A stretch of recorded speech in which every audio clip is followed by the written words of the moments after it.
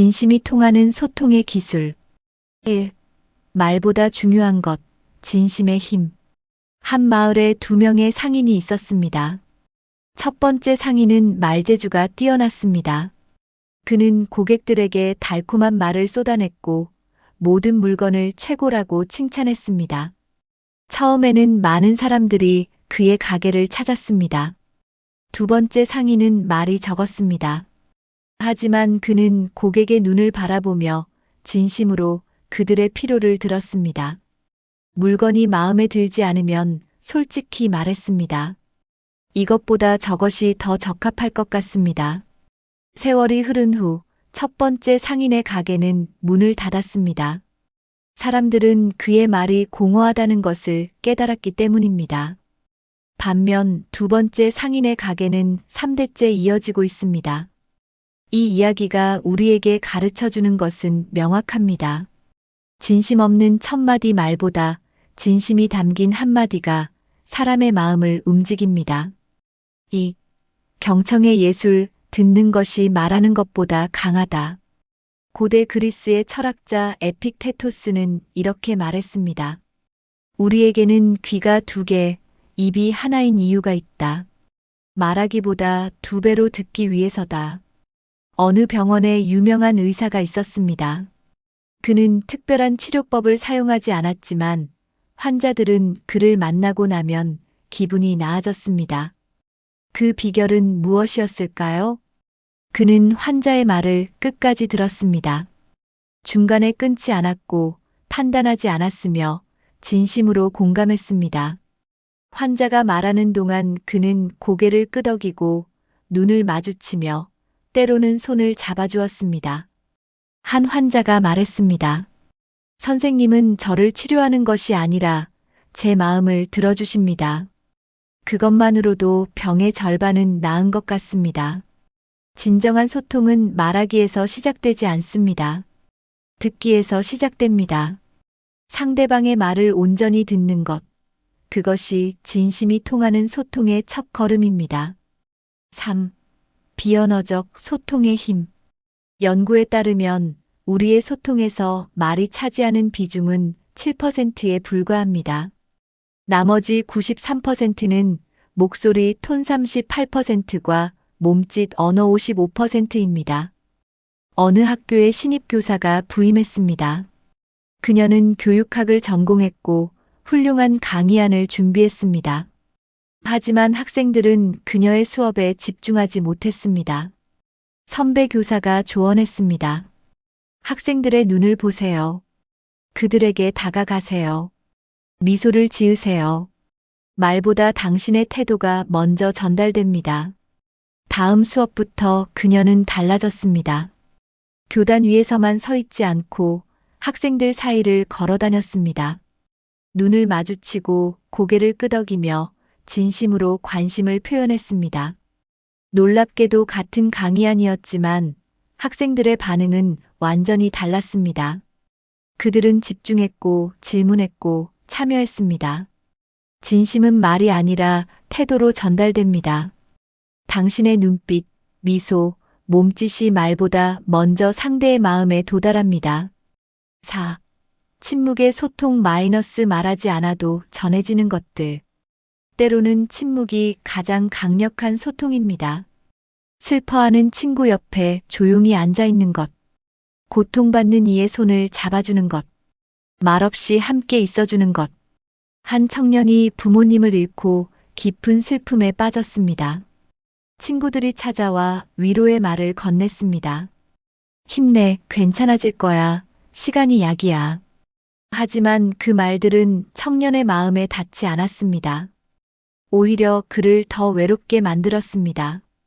그러던 어느 날 한 친구가 찾아왔습니다. 그는 아무 말도 하지 않았습니다. 그저 청년 옆에 앉아 함께 침묵했습니다. 1시간이 지나고 2시간이 지났습니다. 여전히 말은 없었습니다. 하지만 그 침묵 속에서 청년은 깊은 위로를 느꼈습니다. 나중에 청년이 말했습니다. 그날 당신이 함께 있어줘서 고마웠어. 말은 없었지만 당신의 마음이 전해졌어. 진심이 통하는 소통에는 때로 말이 필요 없습니다. 존재 자체가 소통이 될 수 있습니다. 5. 진심을 담은 칭찬의 기술. 칭찬은 사람을 변화시킵니다. 하지만 진심 없는 칭찬은 오히려 상처가 됩니다. 어떻게 하면 진심이 담긴 칭찬을 할 수 있을까요? 첫째, 구체적이어야 합니다. 잘했어보다 내가 고객의 문제를 해결하기 위해 3시간 동안 고민한 모습이 인상적이었어가 더 진심이 느껴집니다. 둘째, 과정을 칭찬해야 합니다. 결과만 칭찬하면 사람들은 결과에만 집착합니다. 내가 포기하지 않고 끝까지 노력한 자세가 훌륭했어라는 말이 성장을 만듭니다. 셋째, 타이밍이 중요합니다. 칭찬은 신선할 때 가장 효과적입니다. 한참 지난 후의 칭찬은 진심이 느껴지지 않습니다. 한 회사에 팀장이 있었습니다. 그는 매일 팀원 한 명에게 진심 어린 칭찬을 했습니다. 작은 것이라도 발견하면 구체적으로 칭찬했습니다. 6개월 후 그의 팀은 회사에서 가장 생산성이 높은 팀이 되었습니다. 비결을 묻자 그는 말했습니다. 칭찬은 거짓말이 아닙니다. 상대방의 좋은 점을 진심으로 발견하고 표현하는 것입니다. 6. 비판도 사랑이 될 수 있다. 진심이 통하는 소통에는 때로 비판도 필요합니다. 하지만 어떻게 전달하느냐가 중요합니다. 한 아버지가 아들의 성적표를 보았습니다. 성적이 좋지 않았습니다. 화가 났지만 아버지는 심호흡을 했습니다. 아들아, 성적이 좋지 않구나.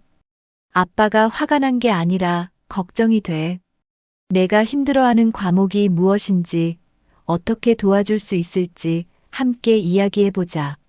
아들은 방어적이 되지 않았습니다.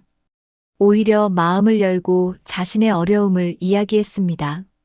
아버지와 아들은 함께 해결책을 찾았습니다. 비판이 사랑이 되려면 3가지가 필요합니다. 첫째, 상대방을 위하는 마음. 둘째, 구체적인 사실에 대한 피드백. 셋째, 함께 해결하려는 자세. 너는 항상 그래가 아니라 이번 프로젝트에서 마감일을 지키지 못했어.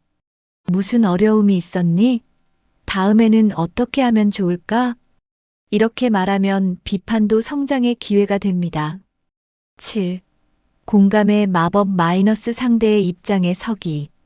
진정한 소통의 핵심은 공감입니다. 상대방의 입장에서 세상을 바라보는 능력입니다. 한 상담사가 화가 난 고객을 만났습니다. 고객은 제품 불량으로 큰 피해를 입었습니다. 그는 소리를 지르며 회사를 비난했습니다. 상담사는 회사 규정을 설명하거나 변명하지 않았습니다. 대신 이렇게 말했습니다. 정말 속상하셨겠습니다. 중요한 순간에 제품이 작동하지 않았다니 얼마나 당황스러우셨을까요? 제가 고객님 입장이었다면 저도 화가 났을 것 같습니다. 놀랍게도 고객의 목소리가 낮아졌습니다. 누군가 자신을 이해해준다는 느낌을 받았기 때문입니다. 공감은 동의가 아닙니다. 상대방의 감정을 인정하고 이해하는 것입니다. 당신 말이 맞아가 아니라 당신의 감정을 이해입니다. 공감의 마법은 강력합니다. 사람들은 자신을 이해받는다고 느낄 때 마음을 엽니다. 그때 비로소 진정한 소통이 시작됩니다. 8. 오늘부터 실천할 수 있는 진심 소통법. 이론을 알았다면 이제 실천할 차례입니다. 오늘부터 당장 시작할 수 있는 방법들을 소개합니다. 첫째, 스마트폰을 내려놓으세요. 대화할 때 핸드폰을 보는 것은 당신은 중요하지 않아라는 메시지를 보내는 것입니다. 둘째, 눈을 마주치세요. 눈은 마음의 창입니다. 눈을 마주치는 것은 나는 당신에게 집중하고 있어라는 신호입니다. 셋째, 상대방의 이름을 불러주세요. 이름은 누구에게나 가장 아름다운 소리입니다. 철수야, 영희 씨라고 부르는 것만으로도 친밀감이 생깁니다. 넷째, 맞장구를 적절히 쳐주세요. 그랬구나, 정말. 그래서 같은 반응은 상대방이 말을 계속할 수 있게 합니다. 다섯째, 질문하세요. 그래서 너는 어떻게 생각해? 그때 기분이 어땠어? 같은 질문은 상대방에 대한 관심을 표현합니다. 여섯째, 판단을 보류하세요. 그건 잘못된 거야 라고 즉시 판단하지 말고 먼저 상대방의 이야기를 끝까지 들어주세요. 일곱째, 감사를 표현하세요. 이야기해줘서 고마워, 시간 내줘서 감사해라는 말은 관계를 깊게 만듭니다. 이 작은 습관들이 모여 큰 변화를 만듭니다. 진심이 통하는 소통은 거창한 기술이 아니라 일상의 작은 실천에서 시작됩니다. 겸손함이 주는 진정한 힘. 1. 낮은 곳으로 흐르는 물처럼. 노자는 도덕경에서 이렇게 말했습니다. 상선약수 마이너스 최고의 선은 물과 같다. 물은 만물을 이롭게 하면서도 다투지 않고 사람들이 싫어하는 낮은 곳으로 흐른다. 겸손함도 물과 같습니다. 낮은 자세로 흐르지만 결국 바다에 이릅니다. 높은 곳을 차지하려는 사람은 언젠가 무너지지만 낮은 곳에 있는 사람은 결코 떨어질 곳이 없습니다. 한 왕국에 두 명의 장군이 있었습니다. 첫 번째 장군은 자신의 업적을 자랑하기 좋아했습니다. 전투에서 이기면 내가 이겼다고 말했고 병사들 앞에서 자신의 용맹함을 과시했습니다. 두 번째 장군은 달랐습니다. 승리 후에도 병사들에게 공을 돌렸습니다. 우리가 함께 이룬 승리입니다라고 말했고 자신의 실수를 숨기지 않았습니다. 세월이 흐른 후 첫 번째 장군은 병사들에게 버림받았습니다. 위기의 순간에 아무도 그를 위해 싸우려 하지 않았습니다. 반면 두 번째 장군은 병사들이 목숨을 걸고 지키려 했습니다. 겸손함은 약함이 아닙니다. 오히려 사람들을 하나로 모으는 강력한 힘입니다. 2. 빈 그릇이 더 많이 담는다. 어느 마을에 두 명의 학자가 있었습니다. 첫 번째 학자는 자신이 모든 것을 안다고 생각했습니다. 누군가 새로운 이론을 말하면 그건 내가 이미 알고 있어라고 말했습니다. 두 번째 학자는 달랐습니다. 비록 많은 것을 알고 있었지만 항상 아직 배울 것이 많습니다라고 말했습니다.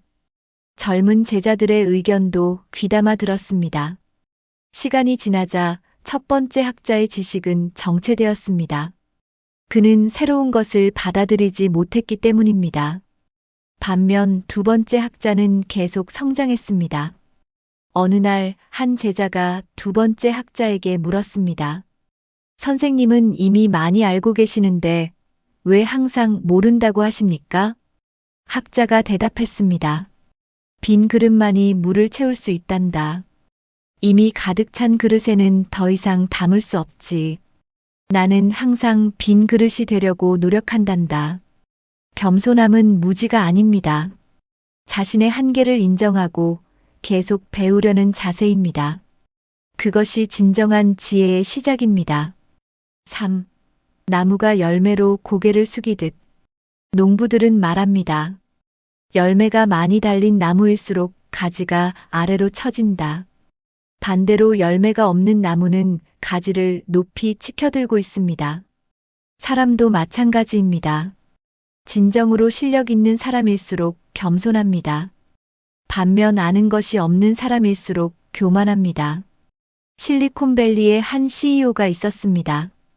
그는 세계적인 기업을 일궈냈지만 여전히 청소부와 인사를 나누고 신입사원의 의견을 경청했습니다. 기자가 물었습니다. 성공한 비결이 무엇입니까? 그는 대답했습니다. 제가 항상 방 안에서 가장 똑똑하지 않다는 것을 인정했기 때문입니다. 그래서 더 똑똑한 사람들을 고용하고 그들의 말을 들었습니다. 또 다른 질문이 이어졌습니다. 실패를 겪은 적이 있습니까? 물론입니다. 수없이 많이 실패했습니다. 하지만 실패를 인정하는 것을 두려워하지 않았습니다. 그래서 빨리 배우고 성장할 수 있었습니다. 겸손함은 자기 비하가 아닙니다. 자신의 강점과 약점을 정확히 아는 것입니다. 그래서 도움이 필요할 때 도움을 청할 수 있는 용기입니다. 4. 겸손함이 만드는 관계의 힘. 한 대기업의 부장이 있었습니다. 그는 능력이 뛰어났지만 교만했습니다. 회의 때마다 다른 사람의 의견을 무시하고 자신의 생각만 옳다고 주장했습니다. 처음에는 그의 능력 때문에 팀이 성과를 냈습니다. 하지만 시간이 지나자 팀원들이 하나둘씩 떠났습니다. 그들은 존중받지 못한다고 느꼈기 때문입니다. 결국 그 부장은 혼자 남았습니다. 아무리 능력이 뛰어나도 혼자서는 큰 일을 이룰 수 없었습니다. 반대로 같은 회사에 다른 팀장이 있었습니다. 그의 능력은 부장만큼 뛰어나지 않았습니다. 하지만 그는 겸손했습니다. 제가 모르는 부분이 많습니다. 여러분의 도움이 필요합니다. 그는 항상 이렇게 말했습니다. 팀원들의 아이디어를 존중하고 그들의 성과를 인정했습니다. 그의 팀은 회사에서 가장 단합력이 좋았고 가장 높은 성과를 냈습니다. 겸손함이 신뢰를 만들었고 신뢰가 협력을 만들었으며 협력이 성공을 만들었습니다. 겸손함은 관계의 접착제입니다. 그것은 사람들을 연결하고 함께 더 큰 것을 이룰 수 있게 합니다. 5. 위대한 리더의 겸손함. 역사상 가장 위대한 리더들은 모두 겸손했습니다. 넬슨 만델라는 27년간 감옥에 있었지만 출소 후 자신을 가둔 사람들을 용서했습니다. 간디는 세계를 변화시켰지만 언제나 가난한 사람들과 같은 옷을 입었습니다. 링컨 대통령은 자신을 비판하는 사람들을 내각에 임명했습니다. 사람들이 물었습니다. 왜 당신을 반대하는 사람들을 가까이 두십니까? 링컨이 대답했습니다. 그들이 가장 능력 있는 사람들이기 때문입니다. 나는 국가를 위해 최선의 선택을 해야 합니다. 내 자존심은 중요하지 않습니다. 이것이 진정한 리더십입니다. 자신의 자존심보다 목표를 우선시하는 것. 자신이 모든 것을 알지 못한다는 것을 인정하는 용기. 한 스타트업의 젊은 CEO가 있었습니다. 회사가 위기에 처했을 때 그는 직원들 앞에서 눈물을 흘리며 말했습니다. 제 판단이 잘못되었습니다. 여러분께 죄송합니다. 하지만 함께 이 위기를 극복하고 싶습니다. 도와주시겠습니까? 직원들은 감동했습니다. CEO가 자신의 실수를 인정하고 도움을 청한 것입니다. 그들은 밤낮 없이 일했고 결국 회사를 구했습니다. 겸손함은 약함이 아닙니다. 오히려 가장 강력한 리더십입니다. 6. 겸손함이 주는 내면의 평화. 교만한 사람은 항상 불안합니다. 자신이 최고여야 한다는 압박감, 다른 사람과 끊임없이 비교하는 스트레스, 실패를 인정하지 못하는 고통. 반면 겸손한 사람은 평화롭습니다. 자신의 한계를 인정했기 때문에 완벽해야 한다는 부담이 없습니다. 다른 사람의 성공을 위협으로 느끼지 않기 때문에 진심으로 축하할 수 있습니다. 한 수도승이 말했습니다. 겸손함을 배우기 전 나는 세상과 싸우고 있었습니다. 누가 나보다 잘나면 질투했고 누가 나를 비판하면 화를 냈습니다. 매일이 전쟁이었습니다. 하지만 겸손함을 배운 후 나는 평화를 찾았습니다. 나는 완벽하지 않아도 괜찮다는 것을 알게 되었습니다. 다른 사람이 나보다 뛰어나도 괜찮습니다. 나는 나의 길을 갈 뿐입니다. 겸손함은 자존감의 부족이 아닙니다. 오히려 진정한 자존감의 표현입니다. 자신의 가치를 알기 때문에 다른 사람과 비교할 필요가 없습니다. 7. 겸손함을 실천하는 구체적 방법. 이제 실천할 차례입니다. 어떻게 하면 일상에서 겸손함을 키울 수 있을까요? 첫째, 모릅니다라고 말하는 연습을 하세요. 모르는 것을 인정하는 것은 약함이 아니라 정직함입니다. 둘째, 다른 사람의 성공을 진심으로 축하하세요. 질투나 비교 없이 순수하게 기뻐하는 연습을 하세요. 셋째, 실수를 인정하고 사과하세요. 제가 잘못했습니다라는 말은 당신을 약하게 만들지 않습니다. 오히려 당신을 존경받게 만듭니다. 넷째, 다른 사람에게 배우세요.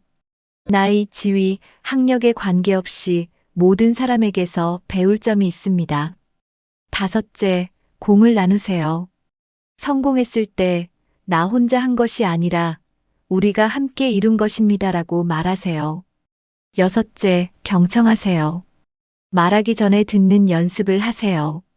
당신의 의견이 항상 옳은 것은 아닙니다. 일곱째, 감사하세요.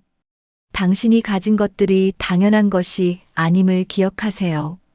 많은 사람들의 도움이 있었습니다. 여덟째, 섬기세요. 진정한 겸손함은 다른 사람을 섬기는 데서 나타납니다.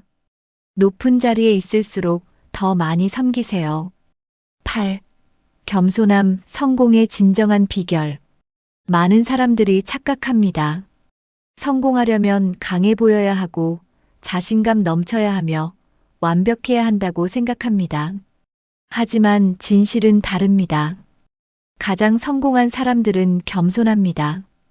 그들은 자신의 한계를 알기 때문에 계속 배웁니다. 다른 사람의 도움을 받을 줄 알기 때문에 더 큰 것을 이룹니다. 워런 버핏은 세계에서 가장 부유한 사람 중 하나지만 여전히 50년 전에 산 집에서 살고 있습니다. 그는 말합니다. 겸손함이 나를 지켜주었습니다. 교만했다면 이미 많은 것을 잃었을 것입니다. 스티브 잡스는 생애 마지막에 이렇게 말했습니다. 죽음 앞에서 우리는 모두 겸손해집니다. 그때 깨달았습니다. 진정 중요한 것은 돈도 명예도 아니었습니다. 사랑하는 사람들, 의미 있는 일, 그리고 겸손한 마음이었습니다. 겸손함은 당신을 약하게 만들지 않습니다. 오히려 강하게 만듭니다. 배울 수 있게 하고 성장할 수 있게 하며 다른 사람과 깊이 연결될 수 있게 합니다. 오늘부터 겸손함을 실천해 보세요. 작은 것부터 시작하세요. 미안합니다. 감사합니다. 몰랐습니다. 도와주세요. 이 간단한 말들이 당신의 인생을 변화시킬 것입니다. 겸손함은 당신을 진정으로 위대하게 만드는 힘입니다. 물이 낮은 곳으로 흐르듯 겸손함으로 낮아지세요. 그러면 결국 모든 것이 당신에게로 흘러올 것입니다. 오늘 하루 한 가지라도 겸손함을 실천해 보시기 바랍니다. 진심이 통하는 소통과 겸손함이 주는 힘, 이 두 가지가 여러분의 인생을 더욱 풍요롭게 만들기를 바랍니다. 고요함 속에서 찾는 지혜. 세상은 시끄럽습니다. 아침에 눈을 뜨는 순간부터 밤에 잠들 때까지 우리는 끊임없는 소음 속에 살아갑니다. 자동차 경적 소리, 사람들의 대화 소리, 스마트폰 알림음, SNS의 끝없는 정보들. 하지만 정작 우리 자신의 목소리는 듣지 못합니다. 내가 진정으로 원하는 것이 무엇인지, 내 마음이 어떤 상태인지, 어디로 가야 하는지 알지 못한 채 그저 바쁘게 살아갑니다. 옛 스승들은 말했습니다. 고요함 속에서 진정한 지혜가 태어난다고. 소음을 멈추고 고요 속으로 들어갈 때 비로소 우리는 삶의 진실을 볼 수 있습니다. 한 젊은 수도승이 스승에게 물었습니다. 스승님, 저는 매일 경전을 읽고 명상을 하는데도 깨달음을 얻지 못합니다. 무엇이 문제입니까? 스승은 빈잔에 물을 따르기 시작했습니다. 잔이 가득 찼는데도 계속 물을 부었습니다. 물이 넘쳐 흘렀습니다. 스승님, 잔이 이미 가득 찼습니다. 수도승이 소리쳤습니다. 스승이 말했습니다. 바로 그것이다. 내 마음도 이미 너무 많은 것들로 가득 차 있다. 지식으로, 생각으로, 욕망으로. 먼저 비워야 한다. 고요해져야 한다. 그래야 새로운 지혜가 들어올 공간이 생긴다. 현대인들은 끊임없이 무언가를 채우려고 합니다. 더 많은 정보, 더 많은 경험, 더 많은 성취. 하지만 정작 필요한 것은 비우는 것입니다.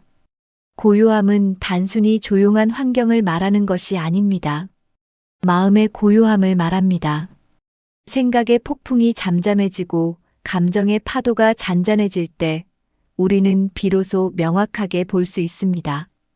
어느 마을에 현명한 노인이 살고 있었습니다. 사람들이 문제가 생길 때마다 그를 찾아왔습니다. 그런데 이상한 점이 있었습니다. 노인은 항상 즉시 답을 주지 않았습니다. 할아버지, 제발 빨리 답을 주세요. 저는 급합니다. 한 청년이 재촉했습니다. 노인이 말했습니다. 앉아서 차 한 잔 마시고 가거라. 하지만 시간이 없습니다. 시간이 없다고?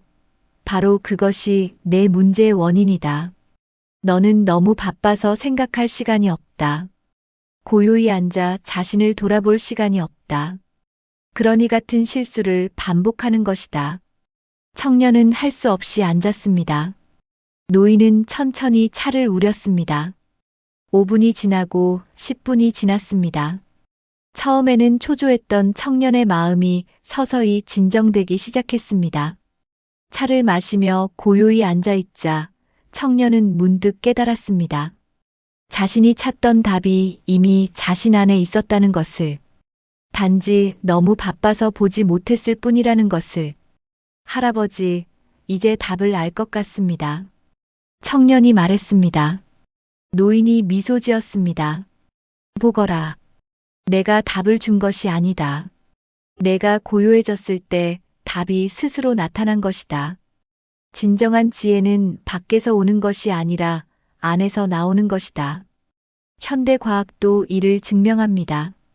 명상과 고요함이 뇌에 미치는 영향에 대한 연구들은 놀라운 결과를 보여줍니다. 규칙적으로 명상하는 사람들의 뇌는 더 집중력이 높고 스트레스에 강하며 창의적인 문제 해결 능력이 뛰어나다고 합니다. 한 CEO는 매일 아침 30분씩 명상 시간을 가집니다. 처음에는 시간 낭비라고 생각했지만 지금은 그것이 하루 중 가장 생산적인 시간이라고 말합니다. 그 30분의 고요함이 나머지 23시간 30분을 변화시킵니다. 더 명확한 결정을 내리고 더 창의적인 아이디어를 떠올리며 더 평화로운 마음으로 일할 수 있습니다.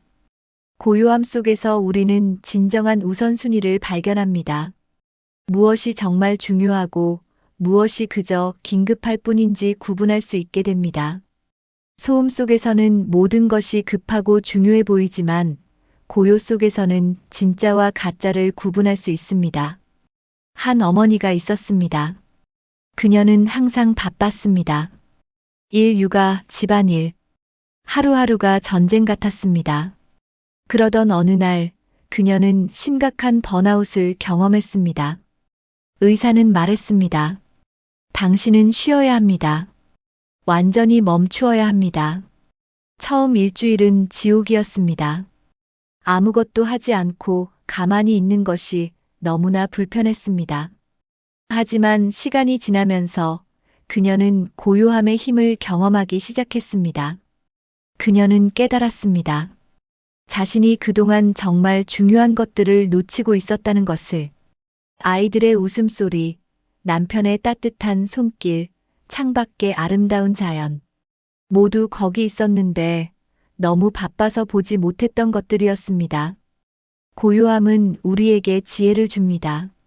어떻게 살아야 하는지, 무엇을 선택해야 하는지, 어디로 가야 하는지에 대한 내면의 안내를 받을 수 있게 합니다. 그렇다면 어떻게 고요함을 실천할 수 있을까요? 첫째, 매일 조용한 시간을 가지세요. 5분이라도 좋습니다. 아침에 일어나자마자 또는 잠들기 전에 모든 것을 내려놓고 고요히 앉아 있으세요. 둘째, 디지털 단식을 해보세요. 하루에 몇 시간은 스마트폰을 꺼두세요. SNS, 뉴스, 이메일로부터 자유로워지세요. 셋째, 자연 속을 걸으세요. 자연은 그 자체로 고요함을 가르칩니다. 새소리, 바람소리, 물소리에 귀 기울이세요. 넷째, 천천히 움직이세요. 식사할 때, 걸을 때, 일할 때도 천천히. 속도를 늦추면 마음도 고요해집니다. 다섯째, 깊은 호흡을 연습하세요. 호흡은 마음과 몸을 연결하는 다리입니다. 깊고 느린 호흡은 즉시 마음을 진정시킵니다. 고요함은 도망이 아닙니다. 오히려 가장 용감한 선택입니다. 소음과 바쁨 속에 숨는 것이 더 쉽습니다. 하지만 고요 속에서 자신과 마주하는 것은 용기가 필요합니다. 고요함 속에서 당신은 진정한 지혜를, 당신이 찾던 답을 발견하게 될 것입니다. 시청해 주셔서 감사합니다.